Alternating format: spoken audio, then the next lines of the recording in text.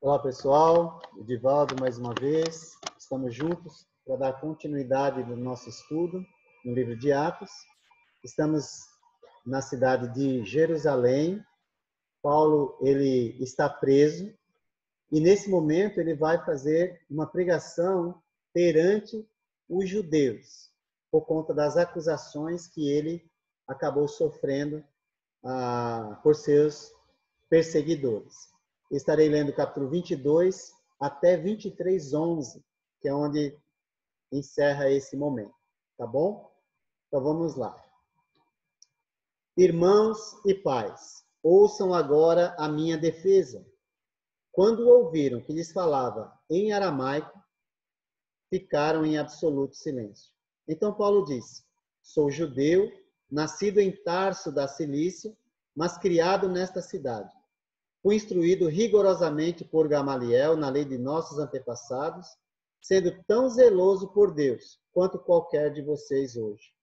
Persegui os seguidores deste caminho até a morte, prendendo tanto homens como mulheres e lançando-os na prisão, como podem testemunhar o sumo sacerdote e todo o sinédrio. Deles cheguei a obter cartas para seus irmãos em Damasco e fui até lá, a fim de trazer essas pessoas a Jerusalém como prisioneiras para serem punidos. Por volta do meio-dia, eu me aproximava de Damasco, quando de repente uma forte luz vinda do céu brilhou ao meu redor. Caí por terra e ouvi uma voz que me dizia: Saulo, Saulo, por que você está me perseguindo? Então perguntei: quem és tu, Senhor? E ele respondeu: eu sou Jesus, o Nazareno, a quem você persegue. Os que me acompanhavam viram a luz, mas não entenderam a voz daquele que falava comigo. Assim perguntei: que devo fazer, Senhor? Disse o Senhor: levante-se e entre em Damasco, onde lhe será dito o que você deve fazer. Os que estavam comigo me levaram pela mão até Damasco, porque o resplendor da luz me deixara cego. Um homem chamado Ananias, piedoso segundo a lei e muito respeitado por todos os judeus que ali viviam, veio ver-me e, pondo-se junto a mim, disse: irmão Saulo, recupere a visão. Naquele mesmo instante pude vê-lo. Então ele disse: o Deus dos nossos antepassados o escolheu para conhecer sua vontade, ver o justo e ouvir as palavras de sua boca. Você será testemunha dele a todos os homens, daquilo que viu e ouviu. E agora o que está esperando? Levante-se, seja batizado e lave os seus pecados invocando o nome dele. Quando voltei a Jerusalém, estando eu a orar no templo, caí em êxtase e vi o Senhor que me dizia: depressa, saia de Jerusalém imediatamente, pois não aceitarão seu testemunho a meu respeito. Eu respondi: Senhor, esses homens sabem que eu ia de uma sinagoga a outra, a fim de prender e açoitar os que creem em ti. E quando foi derramado o sangue da tua testemunha Estevão, eu estava lá, dando minha aprovação e cuidando das roupas dos que o matavam. Então o Senhor me disse: vá, eu o enviarei para longe, aos gentios. A multidão ouvia Paulo até que ele disse isso. Então todos levantaram a voz e gritaram: tira esse homem da face da terra. Ele não merece viver. Estando eles gritando, tirando suas capas e lançando poeira para o ar, o comandante ordenou que Paulo fosse levado à fortaleza e fosse açoitado e interrogado, para saber por que o povo gritava daquela forma contra ele. Enquanto o amarravam, a fim de açoitá-lo, Paulo disse ao centurião que ali estava: vocês têm o direito de açoitar um cidadão romano sem que ele tenha sido condenado? Ao ouvir isso, o centurião foi prevenir o comandante. Que vais fazer? Este homem é cidadão romano. O comandante dirigiu-se a Paulo e perguntou: diga-me, você é cidadão romano? Ele respondeu: sim, sou. Então o comandante disse: eu precisei pagar um elevado preço por minha cidadania. Respondeu Paulo: eu a tenho por direito de nascimento. Os que iam interrogá-lo retiraram-se imediatamente. O próprio comandante ficou alarmado ao saber que havia prendido um cidadão romano. No dia seguinte, visto que o comandante queria descobrir exatamente por que Paulo estava sendo acusado pelos judeus, libertou-o e ordenou que se reunissem os chefes do sacerdote e todo o sinédrio. Então, trazendo Paulo, apresentou-o a eles. Paulo, fixando os olhos no sinédrio, disse: meus irmãos, Deus com toda boa, meus irmãos, tenho cumprido meu dever com Deus com toda a boa consciência até o dia de hoje. Diante disso, o sumo sacerdote Ananias deu ordens aos que estavam perto de Paulo para que lhe batessem na boca. Então Paulo lhe disse: Deus te ferirá, parede branqueada. Estás aí sentado para me julgar conforme a lei, mas contra a lei me mandas ferir? Os que estavam perto de Paulo disseram: você ousa insultar o sumo sacerdote de Deus? Paulo respondeu: irmãos, eu não sabia que ele era o sumo sacerdote, pois está escrito: não fale mal de uma autoridade do seu povo. Então Paulo, sabendo que alguns deles eram saduceus e os outros fariseus, bradou no sinédrio: irmãos, sou fariseu, filho de fariseu. Estou sendo julgado por causa da minha esperança na ressurreição dos mortos. Dizendo isso, surgiu uma violenta discussão entre os fariseus e os saduceus, e a assembleia ficou dividida. Os saduceus dizem que não há ressurreição, nem anjos, nem espíritos, mas os fariseus admitem todas essas coisas. Houve um grande alvoroço, e um dos mestres da lei, que eram fariseus, se levantaram e começaram a discutir intensamente, dizendo: não encontramos nada de errado neste homem. Quem sabe se algum espírito ou anjo falou com ele? A discussão tornou-se tão violenta que o comandante teve medo que Paulo fosse despedaçado por eles. Então ordenou que as tropas descessem e o retirassem à força do meio deles, levando-o para a fortaleza. Na noite seguinte, o Senhor, pondo-se ao lado dele, disse: coragem, assim como você testemunhou a meu respeito em Jerusalém, deverá testemunhar também em Roma. Boa leitura, não é? Então, Paulo testemunha de sua conversão a fim de convencer os judeus a respeito do caminho. Interessante, não é? Porque ele agora lhe dá um testemunho da sua conversão que ocorreu em Atos, capítulo 9. O discurso de Paulo, talvez com este tema, compreendam a minha missão. É um grito para os judeus perceberem que ele é judeu e que ele perseguia este caminho e que agora ele entendeu quem era Jesus, quem era o Messias e que agora ele se submeteu a ele, não é? Então, mas os seus argumentos foram até esse momento insuficientes, mas ele falou da sua oposição ao caminho e se esforça para mostrar aos judeus a sua comissão. Porque o mesmo empenho que eles têm agora de perseguir o caminho, ele já teve no passado. Isso deveria abrir os olhos dele, mas, infelizmente, não ocorreu. O meu encontro com Jesus, indo para Damasco, ele vai dizer, a minha conversão e o meu chamado. Ou seja, ele está dando fatos, evidência de tudo que aconteceu com ele. E eles conheciam a história dele. E se não conheciam, perguntasse aos sacerdotes, ele vai dizer, não é? Porém, ele vai dizer, vai falar da sua comissão da parte de Deus de ir aos gentios. E eles vão ouvi-lo até esse momento. A reação dos ouvintes não vai ser boa. Os judeus tiveram uma rejeição total, sem ao menos considerarem o testemunho que Paulo, sendo judeu, estava dando. Quando ouviram sobre a comissão aos gentios, ficaram extremamente irados. Não é? E aqui a ira, só para a gente entender, é matar completamente o outro dentro do coração. De modo que agora é só fazer contra o outro aquilo que já foi feito dentro do coração. Então, cuidado com esse sentimento de ira, porque às vezes o mal que desejamos para o outro reflete que nós já o matamos dentro do nosso coração.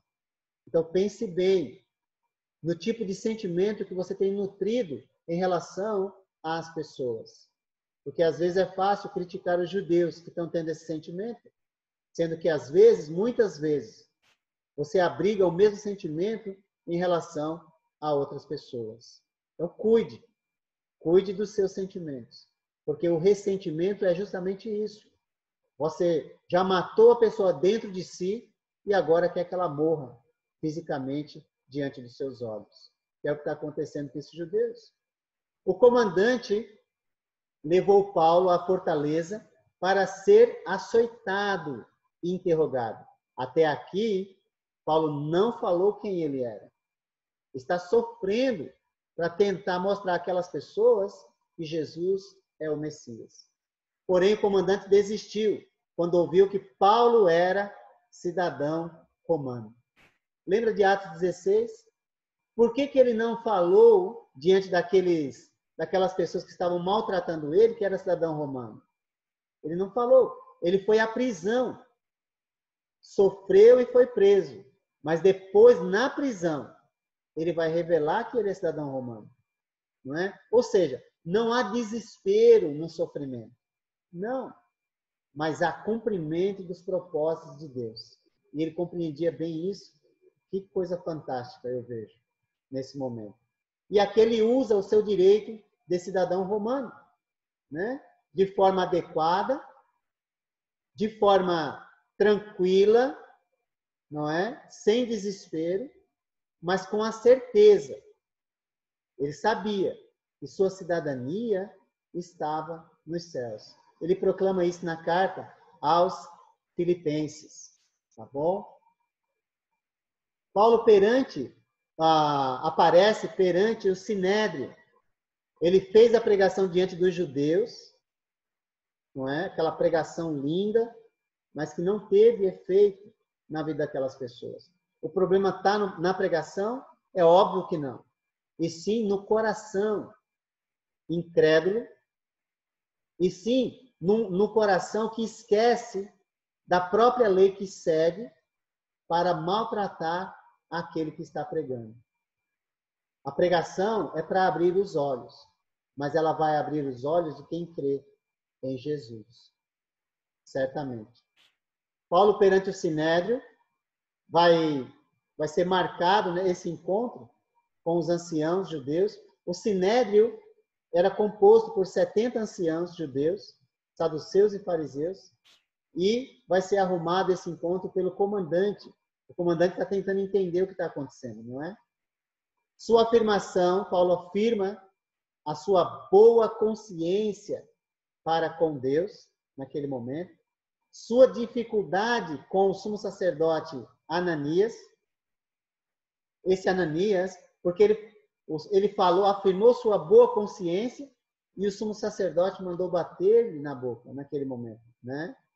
E ele falou, parede branqueada, você está aí para me julgar conforme a lei e contra a lei manda me ferir? Aí as pessoas ali falam, você ousa falar contra o sumo sacerdote? Não é? Então ele teve uma grande dificuldade. Mas esse Ananias, sumo sacerdote Ananias, ele serviu como sacerdote de 47 a 59. E ficou conhecido na história como avarento e cruel. Tá bom? Ele é conhecido dessa maneira. Então, Paulo sabia quem ele era, não é? Agora, ele vai, percebendo que a assembleia é composta de fariseus e saduceus, ele vai falar algo que vai colocar a assembleia em divisão. Ele vai dizer, olha, sou fariseu e estou sendo julgado pela esperança da ressurreição dos mortos. E os fariseus acreditavam nisso ainda, não é? criam naquilo. Mas seu apoio pelos fariseus cria um alvoroço do qual ele é salvo pelo comandante. Porque eles queriam matar ele naquele momento. Queriam acabar com ele, não é? E Paulo, então, vai ser tirado pelo comandante. E o trecho que lemos, de forma magnífica, e aqui serve para nós, o Senhor vai encorajar o seu servo. Mais uma vez. Lembra que Deus já fez isso no capítulo 18 e agora faz mais uma vez. O Senhor encoraja e conforta o seu servo e o incentiva a continuar dando testemunho. E o desejo que Paulo expressou anteriormente agora é confirmado pelo Senhor. E diz: você vai a Roma. Você deve dar testemunho a meu respeito também em Roma. Que maravilha! Agora, pode ter certeza que essa viagem ela não será de primeira classe. Haverá muitas dificuldades no meio do caminho.